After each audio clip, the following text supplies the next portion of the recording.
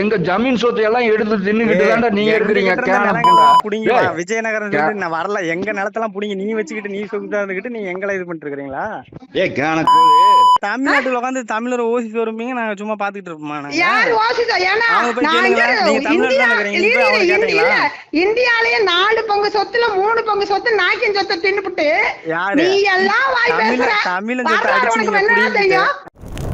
நாயுடுகள் சங்கம் வந்து போலீஸில் புகார் அளித்து எங்கள் பொதுக்கூட்டத்தை தடுத்து நிறுத்தி இருக்கிறார்கள்.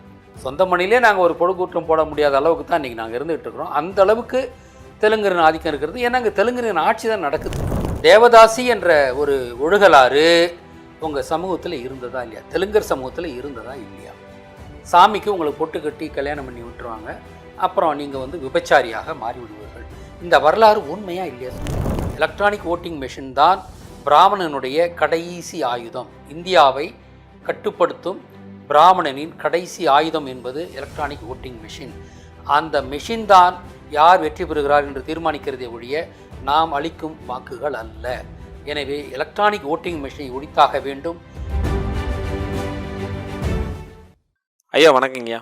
வணக்கம் ஐயா. சமீபத்தில் 10/8/2025 ஞாயிற்றுக்கிழமை பார்த்தீங்கன்னா ராமநாதபுரத்தில் 5ஆம் தமிழ்ச்சங்கம் வந்து பார்த்தீங்கன்னா முதல் முறையாக வெளியரங்க கூட்டம் வந்து நம்ம ஏற்பாடு பண்ணியிருந்தோம்ங்க. அதோட முக்கிய சாராம்சமே பார்த்தீங்கன்னா குடிகளின் ஒற்றுமை, தமிழ் குடிகளின் ஒற்றுமை பற்றி தான் நம்ம அது விளக்கி மக்களுக்கு ஒரு விழிப்புணர்வு ஏற்படுத்தணுன்ற நோக்கத்தை தான் நம்ம பண்ணியிருந்தோம். அதில் காவல்துறையிட்ட நம்ம பர்மிஷன் கேட்டிருந்தோங்க. அவங்க வந்து பார்த்தீங்கன்னா கொடுத்துட்டாங்க. ஞாயிற்றுக்கிழமை வெளியரங்க கூட்டத்துக்கு பர்மிஷன் கொடுத்துட்டாங்க. அப்புறம் பார்த்தீங்கன்னா நாளைக்கு கூட்டம் ஞாயிற்றுக்கிழமை நடத்துறதுக்கு முந்தின நாள் வந்து பார்த்தீங்கன்னா இந்த கூட்டத்திற்கான அனுமதி மறுக்கப்பட்டது அப்படின்ட்டு நம்மளை சொல்லியிருந்தாங்க. நமக்கு வெளியரங்க கூட்டமே மறுக்கப்பட்டதுங்க. இது என்ன காரணம், எதனாலங்க? 6 மாதங்களுக்கு முன்னால் வெங்காய ராமசாமியின் பெரியார் பற்றிய ஒரு 7 விழிய தொகுப்பை நம்ம விழியங்கள் செய்து வெளியிட்டிருந்தோம். அதில் வந்து 6வது விழியத்தில் வெங்காய ராமசாமி விபச்சார விடுதி நடத்தினான். விபச்சார விடுதி நடத்தின வந்து பெண் உரிமையை பேசினான். இது வந்து எப்படி ஒவ்வாத ஒன்று, ஒரு ஜோக்குன்னு இதை நம்ம சொல்லலாம். அப்படி செஞ்சிருக்கான்னு சொல்லிட்டு அந்த அந்த போக்கில் தான் நம்ம பேசும்போது தான் நம்ம வந்து தெலுங்கர்கள் வந்து இந்த மாதிரி அந்த ஒழுகலார்களை பற்றி நம்ம பேசியிருப்போம். இப்போ அந்த கான்டெக்ஸ்டில் நீங்கள் பாருங்கள். பொதுவாக வந்து சொல்லுவாங்க, நான் ஏதோ அவங்க மேலே குறை சொல்லணும்னு கிடையாது. நாயுடுகளில் பார்த்தீங்கன்னா இது நான் பொதுவாக பல முறை கேள்விப்பட்டது. மனைவிமார்கள் இப்படி இருப்பாங்க, அப்படி இருப்பாங்க, இப்படி இருப்பாங்க, திருப்பி வந்து சேர்த்துப்பாங்க, இப்படின்னு நான் கேள்விப்பட்டது உண்டு. நான் ஏதோ வந்து அவதூறுக்காக அப்படி இதை சத்தியமாக நான் அதை பேசலை. இது சில பேர்கிட்ட, ஒருத்தர் கிடையாது, சில பேர்கிட்ட இந்த மாதிரியான ஒரு இது இருக்குது. நாயுடுகளில் அப்படி ஒரு இது இருக்குது. பெருசாக எதையும் ஆட்டிக்க மாட்டாங்க. அந்த ஒழுக்கம்ன்றது வந்து இப்போ நீங்கள் கேரளா கூட நாயர்கள்ட்டையும் அப்படி தான் இருக்குது. நீங்கள் உங்களுக்கு தெரியுமா இல்லையா? நாயர்கள்கிட்டையுமே வந்து ஏன்னா அவங்கள எக்ஸ்ப்ளாய்ட் பண்ணிட்டு இருந்தான், பிராமணன் அவங்களை எக்ஸ்ப்ளாய்ட் பண்ணிட்டு இருந்தான். அந்த எக்ஸ்ப்ளாய்டேஷன் நாயர்கள்கிட்ட இருந்தது. அதனால் அவங்கக்கிட்ட தமிழர்கிட்ட ஒழுக்க முறைகள்லாம் அவங்ககிட்ட கிடையாது. அதை நம்ம உறக்க சொல்லலாம். ஏதோ வந்து நான் சும்மா இட்டுக்கட்டி பேசுகிறதெல்லாம் எனக்கு இல்லை. இது உண்மையாகவே பலரும் சொல்வது தான் வச்சுங்களா. நாம் வந்து சும்மா வந்து மொட்டையாக வந்து தெலுங்கர்கள்லாம் அப்படின்றலாம் நம்ம பேசலை. ஒரு வரலாற்று கண்ணோட்டத்தில் வரலாற்று தரவுகளோடு தான் நம்ம பேசியிருக்கோம் வச்சுங்களா. டெம்பிள் ப்ராசிக்யூஷன்ன்றது வந்து இந்த யூதர்களால் வந்து காலங்காலம் நடத்தப்பட்டு வந்திருக்கிறது. அது பாபிலோனிலையும் இருந்திருக்கிறது, ஈஜிப்தில் இருந்திருக்கிறது. இந்தியாவில் யூதனுக்கு பேர் பிராமணன், அவ்வளோதான். இவர்களும் யூதர்கள் தான். நம்ம ஏற்கனவே நான் ரொம்ப யூத பிராமணன் அந்த சொல்லாட்சியை நான் தான் உருவாக்கினேன் வச்சுங்களா. பிராமணர்கள் என்பது யூதர்களுக்கு இந்தியாவில் பேர் தான் பிராமணர் என்பது. யூத பிராமணர்னு நாம் அழைக்கிறது வழக்கமாக இருக்குது. அந்த உண்மை வெளியிட்டது நான் தான் வெளியிட்டிருக்கேன் வச்சுங்களா. இந்த விபச்சார கலாச்சாரத்தை தெலுங்கரியல் மூலமாக, ஏன்னா தெலுங்கரை ஏவி விட்டு தான் தமிழ்நாட்டின் ஆட்சியை கைப்பற்றாங்க. அதாவது வித்யாரண்யன் என்ற யூத பிராமணன் 1336 தமிழகத்தின் மீது ஹரிஹரன் புக்கர் என்ற 2 தெலுங்கு அரசர்களை ஏவித்தான் நம்மை அடிமைப்படுத்தினார்கள். அதிலிருந்து இன்று வரை இங்கே தமிழ்நாட்டில் தெலுங்கு ஆட்சி தான் நடந்துக்கிட்டு இருக்குது. அது யாருக்கும் இல்லை. இப்போ இருக்கிற ஆட்சியும் தெலுங்கு ஆட்சி தான் நடந்துக்கிட்டு இருக்குது, ஜனநாயக காலத்துலேயும் கூட. இப்போ அந்தளவுக்கு நமக்கு வந்து சதிகளால் சூழப்பட்டு தான் நம்ம வந்து சொந்த மண்டிலே அடிமையாக வாழ்ந்துகிட்ருக்கோம். ஸோ இதுதான் உண்மை. இதை பற்றி பேசும்போது தான் நான் சொன்னேன், அது வந்து எப்படி அவங்ககிட்ட அந்த ஒரு இது இருந்தது, நம்மக்கிட்ட இது எப்படி புகுத்தப்பட்டதுன்னு. அதை வந்து இந்த முத்துலட்சி ரெட்டியார் அம்மையார் அவங்களும் இதெல்லாம் இது பண்ணி தான் அந்த தேவதாசி முறையை ஒழிச்சிருக்கிறாங்க. ஒழிக்கப்பட்டது நமக்கு தெரியும். அது ஒரு சட்டத்தின் மூலமாக தான் அது ஒழிக்கப்பட்டிருக்கிறது. அப்போ இது வந்து நம்மை கடந்த 700 ஆண்டுகளாக ஆண்டவர்கள் யார்? தெலுங்கர்கள் தான். அவர்கள் காலத்தில் தான் இந்த தேவதாசி முறை நம்மில் புகுத்தப்பட்டிருக்கிறது. அது இப்பொழுது ஒழிக்கப்பட்டிருக்கிறது சட்டத்தின் மூலமாக. இதுதான் உண்மை. அப்போ தேவதாசி முறை தமிழகத்தில் இருந்தது. அதை நிகழ்த்தியவர்கள் யாருன்னா தெலுங்கர்கள் தான். தெலுங்கரின் ஆட்சி காலத்தில் தான் அது இருந்தது. அதனால் யாரையும் நான் இழிவாக பேசணுன்ற நோக்கத்தில் நான் பேசலை. இது ஒரு வரலாற்று உண்மையை தான் நம்ம பேசியிருக்கோம். வரலாறு பேசுவதற்கு நமக்கு உரிமை இருக்கிறது. தமிழர்கள் எந்த மாதிரியான நெருக்கடிக்கு உள்ளாக்கப்பட்டார்கள் என்பது பேசுகின்ற உரிமை நமக்கு இருக்கிறது. அந்த உரிமையை பயன்படுத்தி உள்ளதை உள்ளபடித்தான் பேசியிருக்கிற மொழியை யாரையும் இழிவுபடுத்தணுன்ற எண்ணத்தில் நம்ம பேசலை. இதுதான் நான் இதுக்கு சொல்ல வருகின்ற பதில். இப்போ வெங்காய ராமசாமின்னு பெரியார், அவருடைய சீர்திருத்தங்கள் எல்லாம் அவர் கன்னட தெலுங்கரும்பாங்க. அதாவது கர்நாடகத்தில் வாழ்ந்த தெலுங்கர் சமூகத்தை சேர்ந்தவர் தான் அவர். அவர் பலிஜா நாயுடு. அவர் அவங்க ஊரில் போய் நான் கூட பேசியிருப்பேன். அவங்க ஊரில் போய் பேச வேண்டியதானே இதெல்லாம், ஏன் எங்கள் ஊரில் பேசுகிறேன்னு சொல்லிட்டு. ஒழுக்கத்தை கெடுக்கிற நடவடிக்கைகள் தானே இது, வச்சுங்களா? எங்கள் ஊர்லேருந்து ஏன் இதெல்லாம் பேசுகிறேன்றதெல்லாம் கூட நம்ம கண்டித்து நான் பேசியிருக்கேன் நான். அதனால் அவர் ஒரு தெலுங்கர். அங்கே அவங்ககிட்ட இருந்தது நம்மகிட்ட இருந்த மாதிரி புகுத்தி பேசிக்கிட்டு இருந்திருக்கார் அவர். அவர் தமிழ் பெண்களை கூட அவதூறாக தான் பேசியிருக்காரு. அது ரொம்ப தடித்த நாக்கு கொண்டவர் அவர். அவர் இது ஒரு தடவை கூட்டத்தில் பேசும்போது பறச்சிங்கெல்லாம் ரவிக்க போட ஆரம்பித்ததால் தான் துணி விலை ஏறி போச்சுன்னு அவர் பேசியிருக்காரு. இது இழிவாக பேசுகிறது எல்லாமே என்ன? இந்த மாதிரியாக நாம் பேசியிருக்கோம். வெங்காய ராமசாமியே இழிவாக தான் பேசியிருக்காரு. அவன் எல்லாமே இப்படி தான், ரொம்ப ஒரு உளறுவாயின்னு தான் நாமளும் சொல்லியிருப்போம். வாயில் வந்தபடிலாம் பேசுவோம் அப்படின்னு சொல்லியிருக்கோம். அந்த மாதிரி இல்லை, நம்ம எதுவுமே மெஷர்டு ஸ்பீச் தான் நம்மளதெல்லாம். இதுவும் நான் பேசும்போது உஷாரானியமாக நம்மளை ஓசிச்சோர்னு சொல்லும்போது எப்படி இழிவாக பேசுனாங்களோ அந்த மாதிரி நான் பேசவே இல்லையே. நான் பேசுகிறது கண்ணியமாக நடந்தபடி தான் பேசியிருக்க மொழியை. அந்த ஆத்திரத்தை மனசில் வச்சுக்கிட்டு அவங்கள இடிவாலாம் நம்ம பேசலை. அந்த இடத்துல கூட கண்ணியம் காத்திருக்கிறேன் நான். அப்படி தான் ஒழிய நாம் அவங்கள இழிவுபடுத்தணும் நோக்கத்தில் நம்ம பேசவில்லை. சில மாதங்களுக்கு முன்பு பேசின அந்த பேச்சை வச்சுக்கிட்டு அதுலேயும் கண்ணியமாக தான் நான் பேசியிருக்கேன்.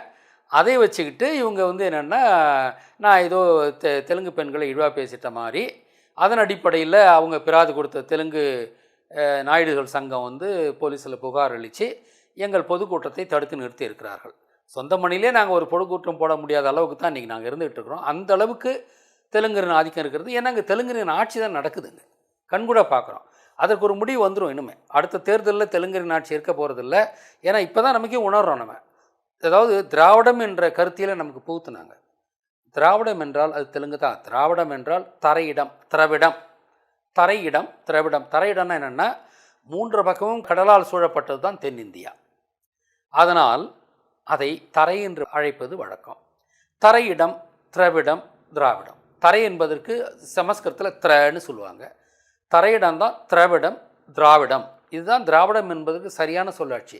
அப்போ தென்னிந்தியாவே திராவிடம் தான். ஆனால் இங்கே மலையாளியோ தெலுங்கனோ கன்னடனோ திராவிடர் என்று அழைக்கப்படாமல் தமிழர்கள் மட்டும்தான் திராவிடர்னு. அது தெலுங்கர்கள் நமக்கு புகுத்திய ஒரு சொல்லாடல். அது திராவிடம் அப்படின்னு தான் அந்த சொல்லாட்சியை அது பிராமணர்கள் உருவாக்கின சொல்லாட்சி தான். உண்மையிலே திராவிட இயக்கத்தை பின்னிருந்து நடத்துகிறவனும் பிராமணன் தான். அவனுடைய முகமாகத்தான் தெலுங்கன் இருக்கிறான ஒழிய இவங்களா எதுவும் செய்கிறதில்ல. அவன் சொல்லித்தான் இதெல்லாம் நடத்திட்டு இருக்கான். அது இன்னும் கூட நாயுடுன்றதை கூட நான் முன்ன சொல்லியிருக்கேன். அவர்களால் ஏவி விடப்பட்டவர்கள் தமிழர்கள் மீது அப்படி தான் வந்திருக்கு. ஏய் நாயே, பிரபு என்ன குறைப்பதற்கு வந்தாயா? இல்லை பிரபு, நான் நாய் அல்லவா, மோப்பம் பிடித்தேன். நாயர்களுக்கு கூட நாயன் அப்படின்னு தானே பேர் இருக்குது. எப்படி இந்த பேர் வந்திருக்கும். ஸோ அவங்க பெரும்பாலும் பிராமணர்கள் யூதர்கள் கூட உலகமெல்லாம் பார்த்திங்கன்னா அடுத்தவர்களை தாங்கள் கடவுளின் பிள்ளைகள் என்றும் மற்றவர்களெல்லாம் ஆடு மாடுகள் என்று கருதுவது யூதர்களின் வழக்கம். அதே தான் இங்கே இந்த பிராமணன் நாங்கள் பிரம்மாவின் நெத்தியில் பிறந்தோம், மற்றவங்க சத்திரியன் இதில் புஜத்தில் இருந்து பிறந்தான், வைசியன் தொடையில் பிறந்தான், பாதத்தில் பிறந்தவங்க சூத்திரன். சூத்திரன்றது சாதாரண மக்களை குறிக்கிறது. இது இப்படிலாம் அவங்க தானே அந்த ஹியரார்கியல் ஒருத்தனுக்கு அடிமை இன்னொருத்தன் அவனுக்கு அடிமை இவன்ற மாதிரி கொண்டு வந்ததே பிராமணர்கள் தானே கொண்டு வந்தாங்க. அப்படி கொண்டு வந்தால் தான் நிலைச்சிருக்குன்றதால தமிழகத்தில் செயல்படுத்தியவர்கள் திராவிடர்கள். திராவிடர் அந்த தெலுங்கர்கள். தெலுங்கில் வச்சு தான் இங்கே அவன் இது பண்ணியிருக்கான். அப்போ திராவிடம் என்றாலே தெலுங்குகளில் குறிக்கிற ஒரு சொல்லாட்சியாக தான் இன்றைக்கி இருக்குது இல்லைங்களா? நான் திராவிடம்னு இருந்ததுன்னா இப்போ தெலுங்கு, கன்னடம், மலையாளம் அங்கெல்லாம் இல்லாமல் தமிழ்நாட்டில் மட்டும் ஏன் திராவிடம் இருக்குது? அப்போ அந்த திராவிடம் தெலுங்கர்களால் புகுத்தப்பட்ட திராவிடம், தெலுங்கர் தான் நம்மளை ஆட்சி பண்ணிக்கிட்டு இருக்கிறாங்க அப்படின்னு அதான் அதனுடைய பின்னால் இருக்க உண்மை. நம்ம தமிழ் குடிகள் பிரிந்திருக்கிறதால் தான் இன்று தெலுங்கர்கள் நம்மை ஆண்டு கொண்டிருக்கிறார்கள். இல்லை என்றால் ஒரு 10% இருக்க தெலுங்கர்கள் தமிழ்நாட்டை ஆளுவதற்கு வாய்ப்பே கிடையாது. அவங்க அப்போ எந்த மெத்தடாலஜின்னா தமிழ் குடிகளுக்குள்ள ஒற்றுமையை சிதைத்துத்தான் இன்று தெலுங்கரின் ஆட்சி நடந்து கொண்டிருக்கிறது. எனவே இப்போது நாம் குடியொற்றுமை பேசுவது தெலுங்கரின் ஆட்சிக்கு முடிவு கட்டும் என்பதை உணர்ந்துதான் இப்பொழுது நமக்கு இந்த சிக்கல்களை தொடர்ந்து கொடுத்து கொண்டிருக்கிறார்கள். குறிப்பிட்டவாறு பார்த்தீங்கன்னா முன்ன வந்து உஷாராணி ஃபோன் பண்ணி நம்மள வசைப்பாடினாங்க. தமிழர்கள்லாம் ஓசோரு நீங்கள் வந்து வழிபாடு வைக்க போகிற கோயிலே பார்த்தீங்கன்னா தெலுங்கு கோயில். அதேமாரி 5ஆம் தமிழ் சங்கமாவது மயிர் சங்கமாவது சொல்லியிருந்தாங்க. இப்போ பார்த்தீங்கன்னா குடி ஒற்றுமைக்கான வெளியரங்க கூட்டம் நடத்தும் போது இவங்க ஏற்கனவே நடந்த அந்த 6 மாதத்துக்கு முன்னாடி நம்ம வெங்காயத்துக்கான வெளியம் போட்டிருந்தோம். அந்த இடத்துல ஒரு சின்னதாக வெட்டி ஒட்டி எடுத்துகிட்டு வந்து புகார் கொடுத்தது இல்லாமல் அதை வந்து இவங்களே கிரியேட் பண்ணி இது ஒரு பிரச்சனையா, பெண்களுக்கு வந்து எதிராக இருக்கீங்க, பெண்களை வந்து தாழ்வாக பேசுறீங்க அப்படின்ற மாதிரி நம்ம சங்கத்துக்கு ஃபோன் பண்ணி சங்க உறுப்பினர்களுக்கு ஃபோன் பண்ணி அவங்க ரொம்ப மிகவும் தெலுங்கர்கள்னா எவ்வளோ இழிவா பேசுவாங்கன்றதுக்கான ஒரு உதாரணமா ஒரு ஆடியோ நம்ம இப்போ வந்து காட்டுறீங்க, நீங்க பாருங்க. சரி. ஹலோ, வணக்கம், சொல்லுங்க. பாண்டியனுங்களா? இல்லைங்க, ஆபீஸ் நம்பர் சொல்லுங்க. நீங்க யாரு? என்ன தப்பா எங்களை பத்தி பேசிட்டு இருக்கீங்க? யாருங்க? நாங்க யாருங்க நீங்க? யாரு? உங்க பேர் என்ன? நாங்க பாலுசாமி கோட்டை ஜமீன்ல இருந்து பேசுறேங்க. பாலுசாமி மணப்பாறை பாலுசாமி நாயுடுன்னு. சரிங்க, சொல்லுங்க. எங்களை வந்து தப்பா பேசிட்டு இருக்கீங்க பொம்பளைங்களை பத்தி. நீங்க எந்த வீடியோல பாத்தீங்க? என்ன பேசுறீங்க? எல்லாத்தையும் அவசாரி மாதிரி பேசிட்டு இருக்கீங்க. என்னது ஒரு வயசுக்கு தகுந்த மாதிரி பேசுறது இல்லையா? பட்டையை போட்டுக்கிட்டு இப்படி எல்லாம் பேசுவாங்களா? போற பொம்பளைங்க ஏங்க ஊர்ல எத்தனை பொம்பளைங்க வெளியே போறது, எல்லாமே பொம்பளைங்க இப்போ வெளியே போறது, அதெல்லாம் வந்து நம்ம மறைஞ்சு இளைமறை காயா போயிட்டு இருக்கிறாங்க. நீங்க வந்து அதை வந்து ஓப்பனா நீங்க வந்து நாயுடு பொம்பளைங்க மட்டும் வெளியே போறாங்க பிடிக்கிறாங்கன்னா என்ன அர்த்தம்? இந்த பதில் வரலாறு வந்து பாத்தீங்கன்னா வரலாறு என்னங்க வரலாறு? ஏங்க வரலாறு என்னங்க வரலாறு? நீங்க வரலாறு ஒரு நிமிஷம் இருங்க. இல்ல ஆபீஸ்ல இருக்கிறவங்க, நீங்க ஆபீஸ்ல இருக்கிறவங்களே இவ்வளவு பேசும்போது எவ்வளவு நீங்க பேசியிருப்பீங்க தெரியுமா? என்ன பேசுறீங்க? நான் சொல்றது ஒரு நிமிஷம் முழுசா கேக்குறீங்களா? இது வந்து வரலாற்றின்படி நிறைய பேர் பேசியிருக்காங்க. நாங்க அதை மேற்கோள் அத மேற்கோள் நீங்க என்னதுங்க பேசுறீங்க? கஸ்தூரி பேசுனது கேட்கிறாரு. கஸ்தூரி பேசுனதுக்கே அவன் மேல கேஸ போட்டு அவளை கழிச்சோம். இப்ப நீங்க என்னத்துக்கு பேசுறீங்க? அவன் ஒருத்தி பேசுறான், அவ பீ தீக்கிறானா நீ பீ தீம்பியா? என்ன பேசுறீங்க? அவ பேசுறான்னு நான் மேற்கோட்டி காலட்டி பேசுறேன்னா என்ன அர்த்தம்? அதுங்களா? அது காரணம் சொல்றேன் இருங்க. என்ன தமிழ்நாட்டுக்குள்ள வந்து உட்காந்துக்கிட்டு எங்களை தமிழ்நாட்டுல நீ வந்து உட்காந்துக்கிட்டு இந்த மயிர் எல்லாம் பேசிட்டு இருக்காத. பாத்துக்கலாம். ஒழுங்கு மயிரா பேசிட்டு இருக்கணும். ஏன்னா நீ யார வேணாலும் நீ தமிழ்நாட்டுல இந்த கதை மயிரெல்லாம் பேசிட்டு இருக்காது. ஓசி சோறு நீ தானே தின்னுட்டு இருந்த. ஓசி சோறு எங்க சொத்து எல்லாம் எங்க ஜமீன் சொத்து எல்லாம் எடுத்து தின்னுகிட்டு தாண்டா நீங்க இருக்கிறீங்க. விஜயநகரம் நான் வரல, எங்க நிலத்தெல்லாம் புடிங்க நீ வச்சுக்கிட்டு நீ சொந்தா இருந்துகிட்டு நீ எங்களை இது பண்ணிட்டு இருக்கீங்களா? நீ வந்து பேசுறத பத்தி எப்படி இருக்கு? நீங்க பேசுறது எப்படி இருக்கு தெரியுமா? தமிழ்நாட்டுல உட்காந்துக்கிட்டு நீங்க திருவண்ணாமலை போட மாத்துவீங்க, அங்க இருக்கிற வேலைகள்லாம் அடிச்சு துரத்துவீங்க, அருணாச்சலங்கிற போட மாத்துவீங்க. ஹலோ சொல்லுங்க. என்ன எதுக்கு இந்த மாதிரி எல்லாம் பேசிட்டு இருக்கீங்க? இது வந்து பாத்தீங்கன்னா இது சங்க ரீதியா நாங்க வரலாற்று ரீதியா தானே பேசுறோம். சங்க ரீதியில காந்தராஜ்னு ஒருத்தர் இருக்காரு. காந்தராஜ்னு ஒருத்தர் இருக்காரு. வெளிப்படையாவே பேசுறாரு. அவரு போய் போன் பண்ணி பேங்க, நீ தான் கேஸ் கொடுத்து நாங்க கேஸ் பாத்துக்கிறோம், நீங்க கொடுங்க, நாங்க நிரூபிக்கிறோம், நீங்க கொடுங்க. என்னத்த நிரூபிக்கிற? ஒரு இதுல வந்து எந்தெந்த பொம்பளைங்க போறாங்க, எந்தெந்த பொம்பளைங்க போகாம இருக்க லிஸ்ட் எடுத்து வச்சிருக்கீங்க நீங்க. என்ன சொன்னாங்க? என்ன பேசணும் சொல்லுங்க பாக்கலாம். என்ன பேச நீ யாரு பேசுறதுக்கு? ஒரு பொம்பளை பத்தி பேசுறதுக்கு நீ யாரு? என்ன பேசணும்னு நீங்க சொல்லுங்க ஃபர்ஸ்ட். இல்ல நீங்க பொம்பளை பத்தி பேசுறது நீ யாரு? நீ யாரு? என்ன பேசணும்னு முதல்ல நீங்க கேட்டீங்களா? இல்ல உனக்கு ஓ மண்டாட்டி பத்தி நான் என்ன பேசணும் சொல்லுங்க. என்ன பேசணும் சொல்லுங்க. நீ பேசுற நியாயப்படுத்தி தான் பேசிட்டு இருக்காங்க. என்ன பேசணும்னு முதல்ல சொல்லுங்க. என்ன முதல்ல பொம்பளைகளை பத்தி பேசுறதே தப்பு. இல்ல நீங்க இப்ப என்ன பேசணும் சொல்லுங்க. என்ன பேசுறேன்? இதுல வந்து ஸ்பீக்கர் போட்டு உனக்கு காட்டிட்டு இருக்க மாதிரி என்ன பேசுறேன் உனக்கு தெரியுமில்ல? நீங்க சொல்லுங்க. நீங்க என்ன நாங்க என்ன பேசணும்னு பொம்பளைகளை லிஸ்ட் எடுத்து நீ வச்சுட்டு உட்கார்ந்து பேசிட்டு. அப்போ உன் குடும்பத்துல எத்தனை பொம்பளைங்க அந்த மாதிரி இருக்காங்க? நாங்க என்ன பேசணும்னு நான் கேக்குறேன். என்ன பேசணும்னு நீங்க அவன் பேசுனா இவன் பேசுனா நீ மேற்கோள் காட்டுறதுக்கு நீ யாருயா? யோ நீங்க தமிழ்நாட்டுல உட்காந்து தமிழர் ஓசிட்டு வரும்பீங்க, நாங்க சும்மா பாத்துக்கிட்டு இருப்போமா? யாரு வாசிச்சா? ஏன்னா அவங்க போய் நான் கேளுங்களேன். நீங்க தமிழ்நாட்டுல இருக்கிறீங்க, நீங்க போய் அவங்க கேட்டீங்களா? இந்தியாலயே 4 பங்கு சொத்துல 3 பங்கு சொத்து நாக்கின் சொத்தை தின்னுபிட்டு யாரு நீ எல்லாம் வாய் பேசுற. தமிழ் சொத்தை அடிச்சு நீங்க புடிங்கிட்டு உங்களுக்கு என்ன தெரியும்? உனக்கு என்ன தெரியும் வரலாறு? உங்களுக்கு என்ன வரலாறு தெரியும்? பொம்பளைகளை பத்தி பேசுறதுக்கு நீ யாரியா? பொம்பளைகளை பத்தி பேசுறதுக்கு யாரியா? நேரா கடைசின்னு வச்சுக்கோ, உன்னை உண்டியில நாய்க்கு போடுவேன் தெரிஞ்சுக்கோ. ஆமா, நீ தைரியமா நீங்க இப்ப பேசுறது பாத்தீங்களா எப்படி இருக்குன்னு? அப்ப இப்படிதான் இருப்பீங்க நீங்களாம். ஆமா, நீங்க தமிழ்நாட்டுல உட்கார்ந்துட்டு இவ்வளவு வாய் பேசுறீங்க பாத்தீங்களா? அதிகாரம் இருக்குன்னு. தமிழ்நாட்டுல கூட பட்டம் போட்டு கொடுத்துருக்காங்களே. தமிழ்நாட்டுல வந்து 2 மாநிலம் இருக்குல்ல, ஆந்திரா தெலுங்கானா 2 மாநிலம் பிரிச்சாச்சுல்ல, அங்க போக வேண்டியதானே? ஏன் இங்க உட்கார்ந்துட்டு ஏன் உனக்கு என்ன பட்டா போட்டு கொடுத்துருக்காங்க? ஆமா, நீங்க எங்க சொத்தெல்லாம் வந்து விஜயநகர ஆட்சியில வந்து புடிங்கிட்டு உட்கார்ந்துட்டு நீங்க எங்களை ஓசி வரும்பீங்க. உங்க தாத்தெல்லாம் சம்பாதிச்சதா? உங்க தாத்தெல்லாம் எங்க எங்க அடிச்சு போடுங்க சொத்தியா? எங்க பாட்டன் நீங்க வந்து உட்கார்ந்துட்டு அடிமையா வேலை செய்ய வச்சு நீங்க சொகுசா வாழ்ந்துட்டு இங்க வந்து எங்களை இது பண்ணிட்டு இருக்கீங்களா?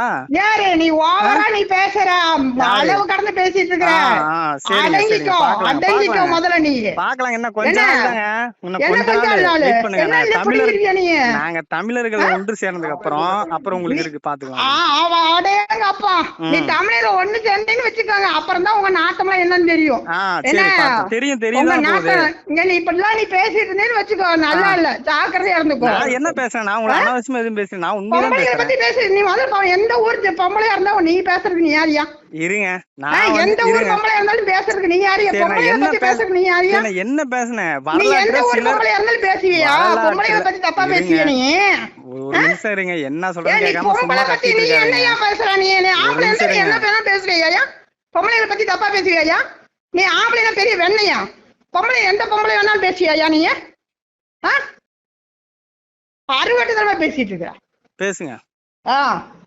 என்ன ரெக்கார்ட் பண்றதா பண்ணியா? நீ எந்த ஊர் பொம்பளையா இருந்தாலும், எந்த ஊர் பொம்பளையா இருந்தாலும் நம்ம ஒரு ஆம்பளை தப்பா பேசுறது தப்புயா. அவளை பத்தி அவ பாதுகாத்துக்குவா, நீ ஒண்ணும் சொல்ல வேண்டாம். அந்தந்த பொம்பளையும் அவங்க பாதுகாத்துக்குவாங்க. நீ என்னையா தப்பா பேசுற?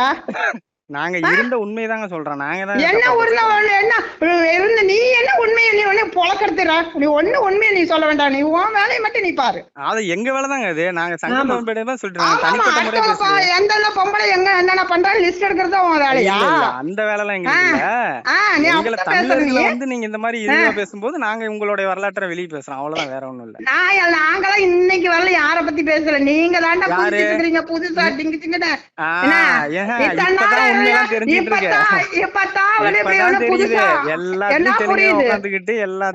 திருவண்ணாமலையில பேரை மாத்துறது, தெலுங்கு எல்லாம் உள்ள உட்காந்துக்கிட்டு அதையும் இங்க தெலுங்குல பேசுறது, கொஞ்சம் கொஞ்சமா அப்படியே உள்ள வர்றது. அடேங்கப்பா, வீரம் ஒழிஞ்சு போச்சியா? தெரியுமே. இல்ல நீ ரொம்ப அதிகமா படிச்சு மேதாவி ஆயிட்டியா, அதனால இப்படிதான் பேச செய்வ, இப்படிதான் பண்ணுவ.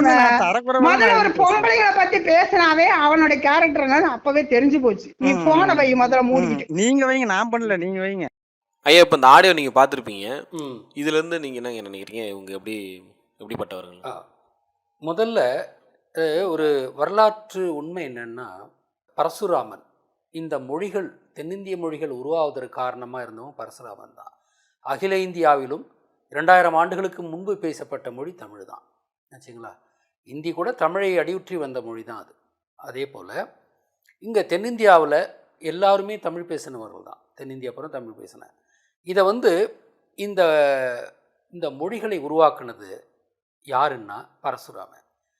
பரசுராமன் என்ற யூதன் தமிழர்களுக்கு மிக கொடியவன், பகையானவன். நம்ம குழந்தைகள் எல்லாம் கழுவேற்றிருக்கான்னு நம்ம சொல்கிறோம்.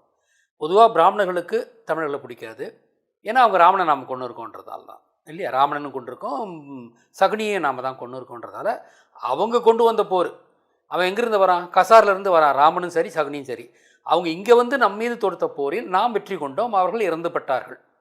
இதை தான் அவங்களால பொறுத்துக்க முடியல. அப்போ ராமனையும் சகுனியும் கொன்ற தமிழர்கள் மீது அவர்களுக்கு ஒரு தீரா பகை இருக்கிறது. அவங்க நம்மளை வந்து எப்படியெல்லாம் நம்மளை வெற்றி கொள்ள முடியும், எப்படியெல்லாம் நம்ம அடக்கியாள முடியும்னு தான் பிராமணன் பார்க்குறான். அவங்களுக்கு கிடைச்ச ஒரு அடியால் தான் தெலுங்கர்கள். தமிழர்கள் மீது நாய்களாக ஏவிவிடப்பட்டவர்கள் தான் நாயுடுக்கள் அப்படின்னு நான் ஏற்கனவே நான் சொல்லியிருக்கேன். அப்படித்தான் அவங்கள ஏவி விட்டுருக்கான். இது வந்து நாயின்னு கூப்பிட்டது வந்து அவன்தானே ஒழிய நாம இல்லை. இதுக்கு வந்து பொறுப்பேற்றுக் கொள்வது வந்து இது பிராமணர்கள் தான். அவங்க தான் உங்களை அந்த தகுதியில் தான் உங்களை ஏவி விட்டுருக்குறாங்கன்றதான் இதில் இருக்கிற உண்மைகள். ஏய் நாயே, பிரபு, என்ன குறைப்பதற்கு வந்தாயா? இல்லை பிரபு, நான் நாய் அல்லவா, மோப்பம் பிடித்தேன். பொதுவாக யூதர்கள் உலக மக்களை எல்லாம் அவங்க தாங்கள் உயர்ந்தவர்கள் மற்றவங்க தாழ்ந்தவங்க சொல்கிறதால அந்த முறையில் வந்தது தான் இது. அப்படித்தான் நீங்கள் தமிழ்நாட்டுக்கு வந்திருக்கிறீங்க. அன்னைக்கு வந்ததுலேருந்து இன்றைய வரும் அந்த சதியின் காரணமாக தமிழர்களை சொந்த மண்ணிலேயே அடிமையாக்கி வைத்து கொண்டிருக்கிறீர்கள். இந்த ஜனநாயக காலத்திலையும் கூட, ஜனநாயக காலத்தில் கூட நம்மளால் வெற்றி பெற முடியலன்னா எலக்ட்ரானிக் ஓட்டிங் மிஷின் இருக்குது, இந்த மாதிரிலாம் வச்சுக்கிட்டு தான் இங்கே தமிழர்கள் வந்து அந்த முறையான தேர்தல் நடக்காத காரணத்தினால் நாம் இன்னமும் தெலுங்கருக்கு அடிமையாக இருக்கு. இப்போ ஆட்சி பண்ணுறது யார்? ஸ்டாலின் யார்? அவர் தெலுங்கர் தானே. அப்போ நாங்கள் கடந்த 700 வருடங்களாக தமிழர்கள் தமிழ்நாட்டை ஆளவில்லை. இதில் வந்து பரசுராமன் தமிழ் மீது பொறாமை கொண்டு தான் இங்கே வந்து 3ஆம் நூற்றாண்டிலே இங்கே வந்து படையெடுத்து வருகிறான். மிகப்பெரிய அங்கே வந்து நிறைய குழந்தைகளை எல்லாம் சித்தர்களை எல்லாம் கடுவேற்றி கொண்டு மிகப்பெரிய அனர்த்தங்கள் நடந்தது. அதன் பிறகும் தமிழர்கள் மீண்டெழுந்தனர். இடைக்கால பாண்டியர், இடைக்கால சோழர்கள்லாம் எழுந்தனர். இதை பொறுக்க எப்படி அவன் திரும்ப திரும்பி எழுறான்னு அவங்க பார்த்தவர்கள் வந்து, அப்போ அதுக்கு என்ன காரணமாக இருக்கிறதுனா பொருளாதாரம் தான் காரணமாக இருக்கிறது, தமிழர்களின் பொருளாதாரம் தான் காரணமாக இருக்குன்றதால இந்த விஜயநகர பேரரசு வரும்போது தமிழின் நிலங்களை எல்லாம் அரசுடைமையாக்கி விட்டது. சொந்த நிலத்திலேயே தமிழர்கள் அன்னாடங்காட்சிகளாக தினந்தோறும் கூலி வேலைக்கு போகணும். நிலம் வச்சுருந்தவன் தன்னுடைய நிலத்திலேயே கூலி வேலை செஞ்சு தான் பிழைக்கணும் அளவுக்கு வந்துச்சு. இடையிலே வந்த வெள்ளைக்கார ஆட்சியின் காரணமாகத்தான் நாம் ஓரளவுக்கு அதிலிருந்து மீண்டு வந்தோம். சொந்த நிலங்களெல்லாம் நாம் பெற்றோம். அதுக்கு முன்னால் நம்முடைய நிலங்கள் எல்லாம் தெலுங்கரின் வசமாகத்தான் இருந்தது. இவங்க ஓசிச்சோர்னு சொல்கிறது எதுலேருந்து வருதுன்னா அந்த ஒரு பீரியடை வச்சுக்கிட்டு தான் சொல்கிறாங்க ஆச்சுங்களா. பிராமணனின் சூழ்ச்சியால் தமிழர்களை அடிமைப்படுத்தி தமிழ் நிலங்களெல்லாம் பிடுங்கி கொண்டு நம்ம இப்போ அவங்க ஓசிச்சோர்னு சொல்கிறாங்க. நமது தமிழ் நிலங்களையெல்லாம் பிடுங்கி தமிழகத்தை 68 பாளையப்பட்டுகளாக ஜமீன்களாக, இந்த ஆள் சொன்னான் பார்த்தீங்களா ஜமீன்னு சொல்கிறான் பார்த்தீங்களா, அப்படி வந்தது தான் ஜமீன். அவர்களின் மூலமாக நம்மை ஆட்சி செய்திருக்கிறான். தெலுங்கர்கள் வந்து ஆட்சி செய்திருக்கிறார். இதுதான் வரலாற்று உண்மை. நாம் வீழ்ந்தது பிராமணிய சூழ்ச்சியாலும் தெலுங்கர் அவங்களுடைய கைக்கூலிகளான தெலுங்கராலும் தான் நம்ம வந்து 700 வருடங்களாக அடிமையாக வாழ்ந்து கொண்டிருக்கிறோம். இப்போ நம்மை ஆள்வதும் தெலுங்கர்கள் தான் ஆண்டு கொண்டிருக்கிறார். ஸ்டாலின் என்பவர் தெலுங்கு சமூகத்தைச் சேர்ந்தவர் தான். இதிலிருந்து மீண்டு வருவதற்காகத்தான் நாம் இப்போது முயற்சி பெற்றுக்கோம். அடுத்த தேர்தலில் இது தொடரக்கூடாது. அதாவது நம்ம தமிழ் நிலத்தையெல்லாம் அவங்களுக்கு சொந்தம் மாதிரி அவங்க சொல்லிக்கிட்டு இருந்தாங்க. கொஞ்ச காலம் நீங்கள் ஆட்சி பண்ணிருந்தாலும் சொந்த நாடெல்லாம் உங்களுக்கு சொந்தமாயிடுமா? இந்தியாவே முஸ்லீம் தான் ஆட்சி பண்ணாங்க. அப்போ இந்தியாவுக்கு முஸ்லீம் ஆட்சி இப்போ யார் ஆண்டுகிட்டு இருக்காங்க? பிரிட்டிஷ் வந்து ஆண்டா. அப்போ இந்தியாவை பிரிட்டிஷ்காரங்க கொடுத்துட்டு போயிடுவீங்களா நீங்கள்? உங்கள் இப்போ சொல்லுங்களேன், இந்தியாவே பிரிட்டிஷ்காரங்க சொந்தம்னு சொல்லுங்களா நீங்கள்? இப்போ நீங்கள் வந்து நாங்கள் இன்னும் ஒன்றும் கூட சொல்லலாம். இந்த அளவுக்கு நீங்கள் தெனாவட்டா பேசுகிறத வச்சுக்கிட்டு பார்த்தா இந்தியாவை வந்து 160 வருடங்களுக்கு மேலே பிரிட்டிஷ் ஏகாதிபத்தியம் ஆட்சி பண்ணிச்சு. அவங்கள வெள்ளையனே வெளியேறு என்று நாம் சொன்னோம். இப்போ நீங்கள் வந்து உங்கள் அடாவடித்தனத்தெல்லாம் பார்க்கும்போது சொன்னால் நாங்கள் ஏன் தெலுங்கனே வெளியேறுன்னு சொல்லக்கூடாது? சரியாக இருக்கா? ஏன்னா நீங்கள் அவ்வளவு தடித்தனமாக பேசிகிட்டு இருக்கிறீங்க. நாங்கள் எதுவும் பேசலை. நீங்கள் தான் ஓசிச்சோறு இந்த மாதிரி தகாத வார்த்தைகளை சொல்லிகிட்டு இருக்கீங்க. நான் வந்து உங்கள் பெண்களை பற்றி தவறாக சொன்னால், வரலாற்று உண்மை சொன்னால் அதுவும் நாகரிகமாக தான் சொன்னேன். உங்களை மாதிரி இடிவு, ஓசிச்சோறு, தகாத வார்த்தைகளை நான் சொல்லலை. அப்படி இப்படி இருப்பாங்க அப்படின்னு தான் நான் சொல்லியிருக்கேன். மென்மையாக நான் சொல்லியிருக்கிறேன் நான். ஆனால் நான் ஒன்று உங்கள்கிட்ட இப்போ கேட்குற கேள்வி இருக்குது. தேவதாசி என்ற ஒரு நடைமுறை தெலுங்கு, அதாவது தமிழ்நாட்டிலையும் பூத்தப்பட்டிருந்து அதை அதை அதை அதை நடத்தி கொண்டிருந்தவங்க தெலுங்கர்கள் தான். தேவதாசி என்ற ஒரு ஒழுகலாறு உங்கள் சமூகத்தில் இருந்ததா இல்லையா? தெலுங்கர் சமூகத்தில் இருந்ததா இல்லையா? சாமிக்கு உங்களுக்கு பொட்டு கட்டி கல்யாணம் பண்ணி விட்டுருவாங்க. அப்புறம் நீங்கள் வந்து விபச்சாரியாக மாறிவிடுவீர்கள். இந்த வரலாறு உண்மையாக இல்லையா சொல்லுங்கள்? உண்மைதான். இதை ஒழிப்பதற்காக தேவதாசி ஒழிப்பு சட்டமும் தமிழகத்தில் ஏற்படுத்தப்பட்டிருக்கு. அண்ணாதுரை காலத்தில் நினைக்கிறேன். தேவதாசி ஒழிப்பு முறைன்னு அது சட்டம் போட்டு தான் அதை ஒழிச்சிருக்கிறாங்க. அதாவது தெலுங்கு பெண்களை கோயில்களுக்கு தேவதாசிகளாக நேர்ந்து விடும் வழக்கம் இருந்ததா இல்லையா? அப்போ நான் சொன்னதில் என்ன தப்பு இருக்குது? அப்போ உங்கள் சமூகத்துக்கு தெரிஞ்சு தான் நீங்கள் அந்த இதில் இருந்திருக்கிறீங்க. பெண்களை வந்து கோயிலுக்கு தாசியை நேர்ந்து விடுற பழக்கம் இருந்ததுன்னா நான் சொன்னது எங்கிறது தப்பாக போயிடும். அப்புறம் இந்த ஆடியோவிலேயே இது இலைமறைக்காயா எங்கள் சமூகத்தில் இருந்ததை நீ ஏன் வெளிப்படையாக பேசினேன்னு தான் இருந்தாலும் கேட்குறாரு. இலைமறைக்காயா இந்த மாதிரி வேசித்தனம் எங்கள் அவங்க தெலுங்கர் சமூகத்தில் இருந்தது என்பதைத்தான் உங்க ஆளே சொல்றாங்க. அது ஏன் நீ வெளிச்சம் போட்டு பேசுறேன்னு கேட்கிறாரு. இளைமறை காயா போயிட்டு இருக்கிறாங்க. நீங்க அதை ஓப்பனா நீங்க நாயுடு பொம்பளைங்க மட்டும் வெளியே போறாங்க பிடிக்கிறாங்கன்னா என்ன அர்த்தம் இந்த பதில்? இளைமறை காயா போயிட்டு இருக்கிறாங்க. நீங்க அதை ஓப்பனா நீங்க நாயுடு பொம்பளைங்க மட்டும் வெளியே போறாங்க பிடிக்கிறாங்கன்னா என்ன அர்த்தம் இந்த பதில்? அப்ப இருக்கிறத பேசுறது தப்பா? வரலாறு தானே இது. தெலுங்கு பெண்களை தேவதாசிகளாக நேர்ந்து விடுகின்ற வழக்கத்தை தெலுங்கு ஆட்சியாளர்கள் தான் தமிழகத்திலே புகுத்தினார்கள். அதுலேயும் தெலுங்கர்கள் தான் அது பங்கேற்றார்கள், தமிழர்கள் பங்கேற்கலை. ஆக்சுவலி அப்போ உங்களை தேவதாசிகளாக மாற்றியவர்கள் உங்கள் சமூகம் தான், நீங்கள் தான் மாற்றிருக்கிறீங்க. இந்த வரலாற்று உண்மை தான் நான் பேசுகிறேன், அதுக்கு மேலே நான் ஒன்றும் செய்யலை. நீங்கள் ஏதோ எங்ககிட்ட நாங்கள் நான் இருக்கிற உண்மையை நான் பேசுனதால எங்கள் மேலே உள்ள காட்டாமல் பேசுகிறீங்களே அந்த அம்மையார், இந்த பெண் இந்த பேசின பெண்ணுக்கிட்ட நான் கேட்குறது, நீங்கள் கேட்க வேண்டியது உங்கள் ஆளுங்ககிட்ட தான் அந்த கேள்வியெல்லாம் நீங்கள் கேட்கணும், எங்ககிட்ட கேட்குறதுக்கு இல்லை. தமிழர்கள் எல்லாம் ஒழுக்கமாக தான் வாழ்ந்திருக்கிறோம். இந்த தமிழ் தேசத்தில் இந்த ஒழுக்கக்கெட்ட செயல்களை செய்தது தெலுங்கரின் ஆட்சி காலத்தில் தான். அந்த ஒழுக்கக்கெட்ட செயல்களில் ஈடுபட்டவர்கள் தெலுங்கர்கள் தான், தமிழர் இதில் ஈடுபடலை. ஏன்னா பொட்டுக்கட்டி விடுறதுன்ற வழக்கம் கிட்ட இருந்துதா இல்லையா? முதல்ல அதுக்கு பதில் சொல்லுங்க. நீங்கள் அதை சட்டம் போட்டு தடுத்தது இப்போ சமீப காலத்தில் தான், 50களில் 60களில் தான் அதை சட்டம் போட்டு தடுத்துருக்குறாங்க. அது வரைக்குமே தெலுங்கு பெண்களை விபச்சாரிகளாக கோயில்களுக்கு நேர்ந்துவிடும் வழக்கம் இருந்ததா இல்லையா? இதை தான் நான் சொல்கிறேன். இதுக்கு வரலாற்று தொடர்ச்சி ஒன்று இருக்கிறது. ஆகவே தமிழர்களே, நாம் தமிழர்கள் சாதிகள் கடந்து சாதி மதம் கடந்து ஒன்று சேர்வதை எதிரிகள் விரும்பவில்லை. அதனுடைய விளைவு என்றால் இங்கு வந்தேரிகளின் ஆட்சி முடிவுக்கு வரும் என்பதால் தான். அதை பிடிக்காததால தான் அவங்க நம்ம மேலே இந்த மாதிரி சுற்றி வளைச்சி பலவிதமான சிக்கல்களை நமக்கு கொடுத்துக்கிட்டு இருக்கிறாங்க. இதிலேருந்து நமக்கு ஏற்படுகின்ற ஒரு வீரியமான ஒரு இது என்ன இருக்கணும்னா, தமிழர்கள் சாதி மதம் கடந்து ஒரு அணியில் அணி திரள வேண்டும். இது நம்ம அணி திரண்டுருவோன்றதுக்கு தான் ஸ்டாலின் அவர்கள் அது முன்னாலேயே கணிச்சிட்டு ஓரணியில் திளறுவோன்னு அவர் பேச ஆரம்பிச்சிட்டார். அந்த ஓரணியில் திளறுவோம் என்பது ஸ்டாலின் பேச வேண்டிய பேச்சு அல்ல, நாம் பேசுகின்ற பேச்சு. தமிழர்கள் அனைவரும் ஓரணியில் திரண்டால்தான் வந்தேரி தெலுங்கரின் ஆட்சியை முடிவுக்கு கொண்டு வர முடியும். வந்தேரி தெலுங்கரின் ஆட்சியினால்தான் நாம் பல கஷ்டங்களை அனுபவித்து வருகிறோம்.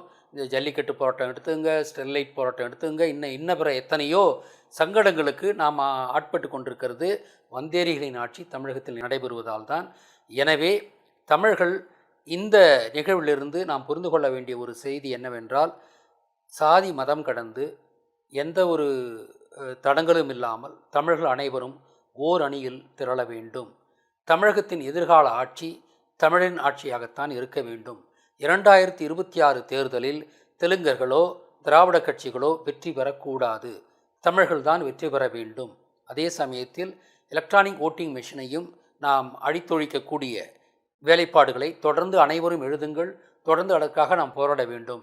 எலக்ட்ரானிக் ஓட்டிங் மெஷின் தான் பிராமணனுடைய கடைசி ஆயுதம். இந்தியாவை கட்டுப்படுத்தும் பிராமணனின் கடைசி ஆயுதம் என்பது எலக்ட்ரானிக் ஓட்டிங் மெஷின். அந்த மெஷின் தான் யார் வெற்றி பெறுகிறார் என்று தீர்மானிக்கிறதே ஒழிய நாம் அளிக்கும் வாக்குகள் அல்ல. எனவே எலக்ட்ரானிக் ஓட்டிங் மெஷினை ஒழித்தாக வேண்டும்.